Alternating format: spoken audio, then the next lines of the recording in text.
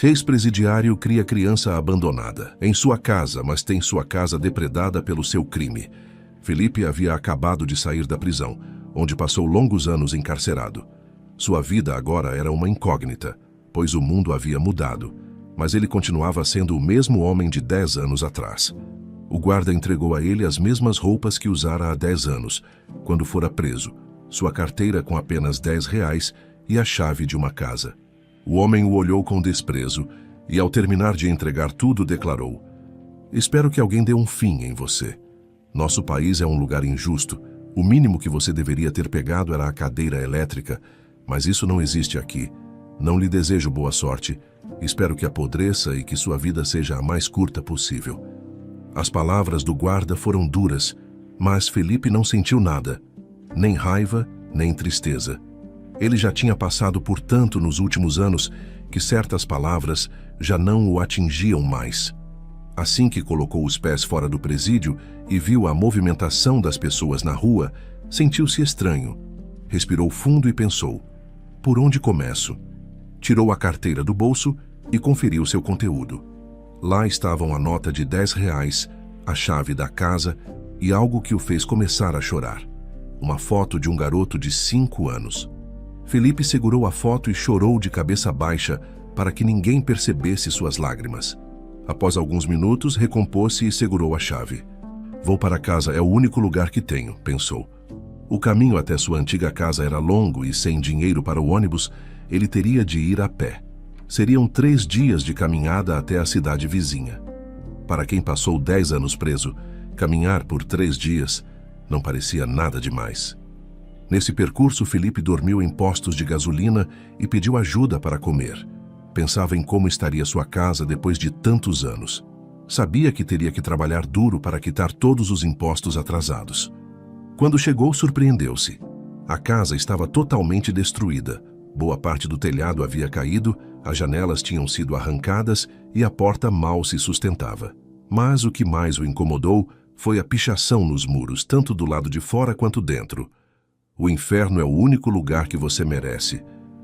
Felipe havia lutado muito por aquela casa e agora estava em ruínas. Sem ter para onde ir, decidiu dormir ali mesmo. Aos poucos, consertaria tudo. Deitou-se no chão da sala e ficou olhando a lua através do grande buraco no telhado. Apesar de tudo, aquela foi uma boa noite de sono. Assim que amanheceu, ouviu um burburinho do lado de fora. Ao empurrar a porta, viu uma pequena multidão diante de sua casa.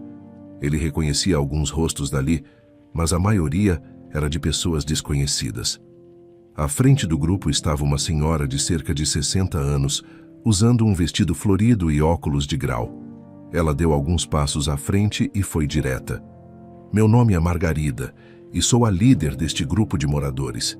Reunimos-nos porque fomos informados de que você obteve liberdade, mas não queríamos que voltasse para cá.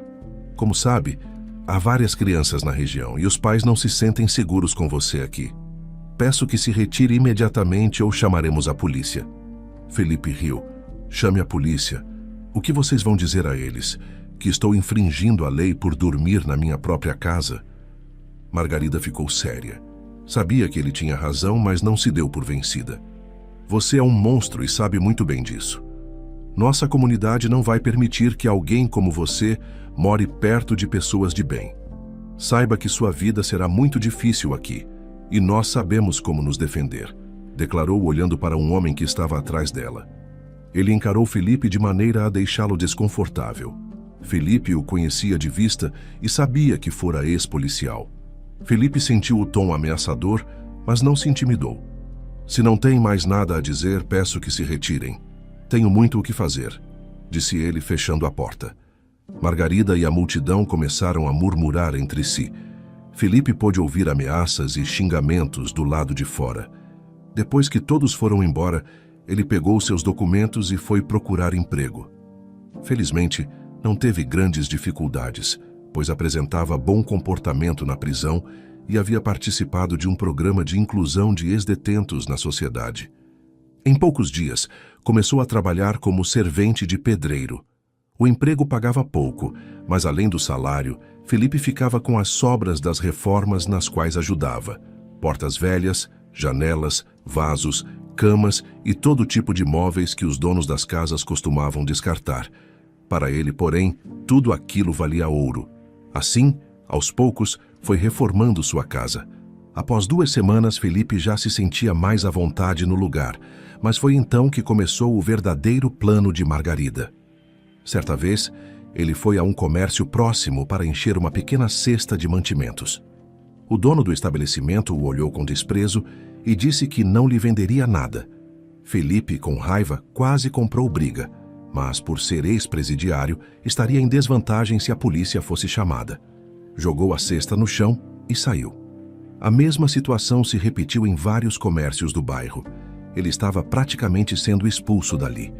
Ninguém aceitava cortar seus cabelos, os estabelecimentos se recusavam a atendê-lo e sempre que retornava para casa de mãos vazias, via Margarida na calçada, ostentando um sorriso de quem dizia: "Eu avisei que você sairia daqui." Mesmo assim, Felipe não desistiu. Fez longas caminhadas para encontrar serviços básicos em lugares onde não o conheciam. Margarida percebeu sua perseverança e pensou em algo mais drástico. Um dia, ao voltar do trabalho, Felipe encontrou a casa destruída de novo. As janelas e as portas que ele havia instalado foram arrancadas. O teto, recém-reparado, estava derrubado e tudo revirado. As pichações que ele havia apagado surgiram de novo, agora com a palavra monstro em todas as paredes. Felipe se ajoelhou no chão e quase chorou. "Por que, meu Deus? Por quê? O que fiz de tão errado?" gritou, esperando uma resposta divina. "Talvez você esteja passando por tudo isso porque tirou a vida de uma criança inocente", disse uma voz. Ele se virou e viu Margarida parada ali. Felipe teve vontade de avançar contra ela, mas se conteve. "Saia daqui. É o melhor para você", ela falou. Ele não respondeu, apenas pegou o telefone e ligou para a polícia. Em poucos minutos, uma viatura chegou. "Policial, essa senhora e alguns moradores destruíram a minha casa", disse Felipe, tentando conter a raiva. Margarida ficou séria, imóvel. "É verdade, senhora?", perguntou o policial, dirigindo-se a Margarida. Ela o chamou para conversar do lado de fora. Após alguns minutos, os policiais voltaram para a viatura. Felipe correu até eles. "Vocês não vão fazer nada?" Um dos policiais o encarou. "Sabe, o garoto cuja vida você arruinou era filho de um amigo meu. Por mim, sua casa pegaria fogo agora mesmo, com você dentro", disse, dando partida e indo embora. Felipe se sentiu mais uma vez sozinho e desamparado. Margarida havia sumido, provavelmente por ser noite e ela ter voltado para casa. "Talvez seja melhor eu partir. Até morar na rua deve ser melhor que viver assim", pensou, chorando. Naquela noite, deitou-se no chão novamente, observando a lua pelo buraco no teto. Aquela seria sua última noite naquela casa. Ele acordou de madrugada ao ouvir sons de choro vindos de outro cômodo. Era um garotinho de aproximadamente 5 anos. Felipe estranhou. "O que uma criança faz aqui?" Aproximou-se devagar, fez um carinho nos cabelos do menino e perguntou por que ele estava ali. O garoto não respondeu, mas parou de chorar e abraçou Felipe, como se buscasse proteção. "É melhor eu chamar a polícia", pensou Felipe. "Mas depois de tudo que passei, se me virem com uma criança, posso ser linchado, mesmo sem ter feito nada." Sem saber o que fazer, foi até a geladeira e pegou algo para ele comer. Não havia muito, pois a geladeira quebrara na invasão e quase tudo estragara. Depois de dar alguns biscoitos ao garoto, Felipe finalmente o viu sorrir. Passou a manhã brincando com ele, enquanto pensava no que fazer.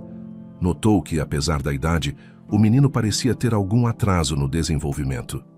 Talvez seja por isso que ele não fala, pensou. O garoto ficou na casa de Felipe por alguns dias. A princípio, parecia indiferente, mas depois começou a ficar inquieto, querendo sair. "Por favor, não saia. Se você sair, pode acontecer algo ruim comigo", pedia Felipe, em vão. O menino continuava insistindo em ir para fora. Ele então colocou o menino em uma grande cesta e cobriu-o com um pano fino. levou-o até um local mais distante e o tirou de lá. O garoto riu e quis entrar de novo na cesta. Você achou divertido, não é?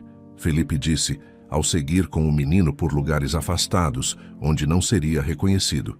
Mas não posso ficar com você para sempre. Felipe conhecia alguém que poderia ajudá-lo, mas essa pessoa era a última que ele gostaria de ver. Emanuela, sua ex-namorada, mãe do garoto que ele havia sido acusado de tentar matar. Felipe caminhava com um menino misterioso ao seu lado, rumo à casa de Emanuela. Não posso ficar te chamando de garoto o tempo todo. Que tal, Arthur? Era o nome do meu avô, sugeriu Felipe. O menino, ao ouvir o novo nome, sorriu como se aprovasse.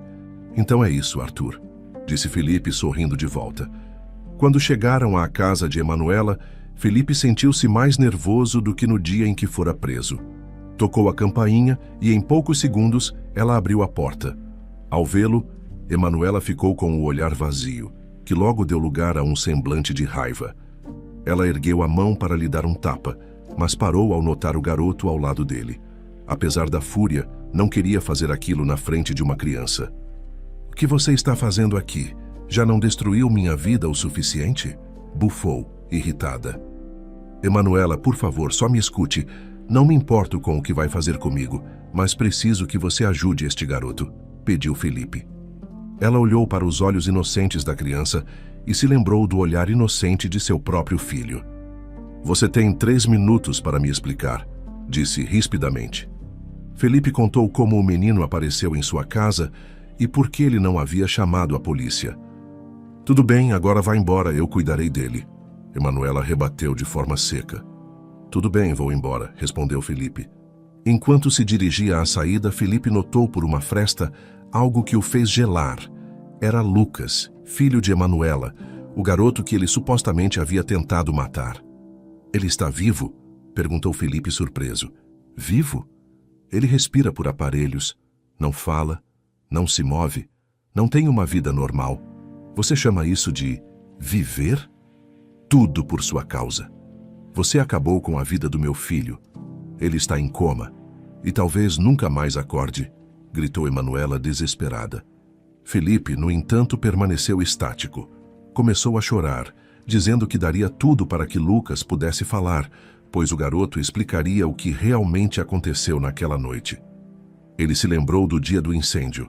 Felipe e Emanuela haviam saído para passear, enquanto Lucas, então com 5 anos, estava na casa do pai, Ricardo.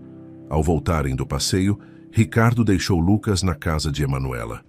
Depois do jantar, todos foram dormir. Emanuela e Felipe em um quarto, Lucas em outro. Durante a noite, Felipe sentiu cheiro de fumaça. Levantou-se sem acordá-la e foi ver de onde vinha. Quando entrou no quarto de Lucas, ele estava cheio de fumaça e o menino desacordado no chão. Felipe tirou Lucas dali e o levou para a sala. Depois acordou Emanuela, que correu para socorrer o filho. Enquanto isso, Felipe tentou apagar o fogo no quarto. A casa pegou fogo, mas eles conseguiram tirar Lucas a tempo. O garoto, porém, não reagia e foi levado às pressas ao hospital. Os médicos disseram que apenas um milagre o salvaria, pois tinha inalado muita fumaça. Emanuela chamou um padre e até fez preparativos para o enterro, pois ninguém acreditava na recuperação de Lucas. A polícia abriu uma investigação e surgiram provas de que o incêndio fora criminoso e que Felipe era o culpado. Seu cartão de crédito registrava compras recentes de gasolina e havia pesquisas em seu celular sobre os efeitos da fumaça no corpo humano. Com tantas evidências, Felipe foi preso, julgado e condenado. Ele se declarou inocente, mas nem Emanuela acreditou. De volta ao presente, Felipe, em lágrimas, dizia a Emanuela que nunca faria mal a Lucas. As provas dizem o contrário, ela retrucou. Esqueça essas provas, elas foram plantadas. Enquanto você me odeia, quem fez isso com o seu filho está solto por aí. Pense nisso, afirmou Felipe, antes de pegar a mão de Arthur. Eu cuido dele. Quem fez mal a Lucas pode fazer mal a Arthur também. Eu não deveria ter vindo aqui. Antes de sair, Felipe olhou para Emanuela e disse: Espero do fundo do coração que um dia Lucas acorde. Então ele foi embora e nunca mais voltou àquela casa. Um ano depois, Felipe cuidava de Arthur em seu novo apartamento. Agora, ele tinha um emprego melhor, havia sido promovido e se mudara daquele bairro onde era constantemente maltratado. Felipe nunca descobriu quem eram os pais de Arthur. Também jamais denunciou o caso à polícia, nem matriculou o menino em uma escola. Decidiu ensiná-lo em casa, e Arthur se mostrou muito inteligente. Ele não falava. Então Felipe passou a lhe ensinar libras, e ficou impressionado com o quanto o garoto evoluiu. Arthur não tinha atraso mental, apenas precisava que alguém dedicasse tempo e paciência para ensiná-lo. Porém, Felipe sabia que não poderia sustentar aquela situação indefinidamente. Arthur precisava de uma escola, de conviver com outras crianças, de documentos. Mas Felipe tinha quase certeza de que, se fizesse isso, o menino seria retirado de seus cuidados, o que o destruiria. Arthur era a luz da vida de Felipe. Sem ele, sentia que não seria mais nada. Ainda assim, amar também significava libertar e permitir que o garoto crescesse. Ele precisava fazer o melhor para o filho, apesar do apego. Certa tarde, enquanto Felipe preparava o almoço, alguém bateu à porta. Arthur espiou pela janela e, em libras, avisou que havia uma mulher chorando do lado de fora. Felipe abriu a porta às pressas e se deparou com Emanuela em lágrimas. "Me perdoe", ela disse chorando. "O que aconteceu?", perguntou Felipe, alarmado. "Lucas acordou há uma semana. Ele contou que você não fez nada contra ele. Quem estava no quarto naquela noite era o pai dele, o Ricardo." Felipe ficou paralisado. Ele sempre soube que era inocente, mas não imaginava que o próprio pai de Lucas faria aquilo. "Por que o Ricardo faria isso?", indagou. Aos prantos, Emanuela explicou.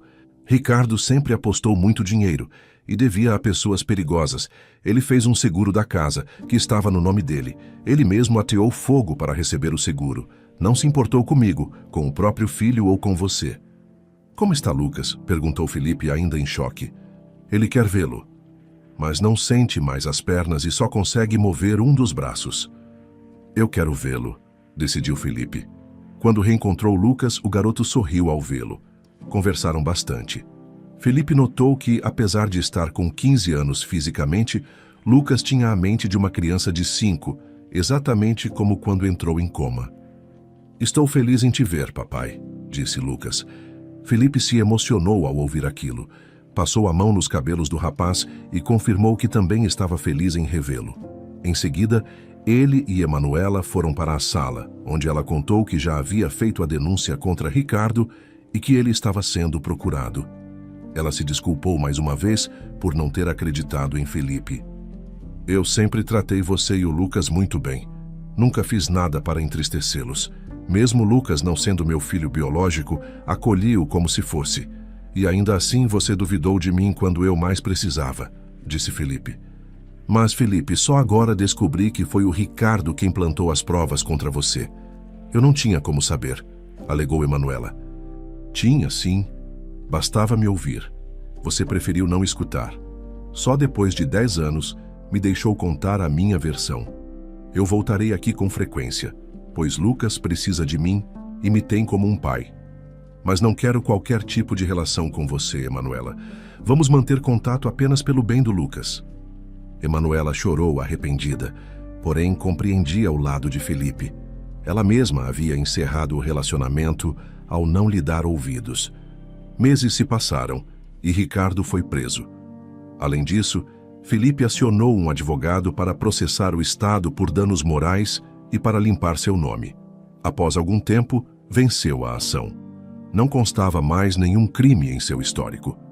Embora não se importasse tanto com a opinião das pessoas, ter o nome limpo era fundamental, pois assim poderia adotar Arthur legalmente. Felipe entrou na delegacia acompanhado de Arthur e dessa vez foi tratado com respeito. Os policiais que antes o haviam menosprezado abaixaram a cabeça em sinal de desculpas. Ele explicou toda a situação envolvendo Arthur, como o menino apareceu em sua casa, por que não procurara a polícia antes, etc. Uma investigação foi aberta e Felipe recebeu a guarda temporária do garoto, que finalmente pôde ir à escola. Algumas semanas depois, a polícia informou que havia descoberto Quem eram os pais de Arthur? Felipe e os policiais foram até a casa da mãe do menino. Uma casa simples, mas bem cuidada. Uma mulher de 30 anos atendeu a porta e ficou nervosa ao ver a polícia. Senhora, temos provas de que a senhora abandonou seu filho na casa deste homem. Está presa por abandono de menor, disse um dos policiais. A mulher começou a gritar, implorando para que não a prendessem. Por favor, não façam isso! Fui obrigada, minha mãe me fez fazer isso. Não me prendam! Os policiais perguntaram quem era a mãe dela e se havia provas. A mulher pegou o celular e mostrou várias mensagens, nas quais a mãe dizia que o menino tinha um suposto atraso mental e seria um fardo, que nenhum homem se casaria com ela tendo uma criança assim. Também sugeria que o deixasse na casa de alguém que tivesse antecedentes criminais, no caso, Felipe. Assim, se algo acontecesse ao menino, a culpa recairia sobre o ex-presidiário. Os policiais ficaram horrorizados com tamanho ato de crueldade. Seguiram então para a casa da mãe da mulher e, para a surpresa de todos, descobriram que se tratava de Margarida. A comunidade se reuniu para ver o que estava acontecendo. Os policiais apresentaram as provas do envolvimento de Margarida e a própria filha confessou as atrocidades que a mãe a obrigara a cometer. É mentira! É mentira! Gritava Margarida, chorando e olhando em volta, notando os olhares de reprovação. Então ela voltou-se para a filha e com raiva gritou: Você nunca deveria ter te dado à luz. Só tive trabalho e desgosto, e agora você me faz isso. A multidão viu um lado de Margarida que ninguém conhecia. Aquela que era considerada a bondosa senhora do bairro tinha, na verdade, um lado narcisista e manipulador, que não se importava com ninguém além de si mesma. As pessoas olhavam Felipe e Arthur e cochichavam. Esse garoto bonito e feliz foi criado por aquele ex-presidiário? Então ele é mesmo inocente? Vejam como o menino está feliz ao abraçá-lo. Felipe olhou para Arthur. Vamos tomar um sorvete? Perguntou em libras. Vamos, respondeu o garoto saltando de alegria. Eles deram as mãos e caminharam em direção à sorveteria. Era um momento simples de pai e filho, mas para Felipe não havia nada mais precioso. Só quem é pai ou mãe e ama seu filho sabe o valor que existe em cada instante compartilhado dessa forma.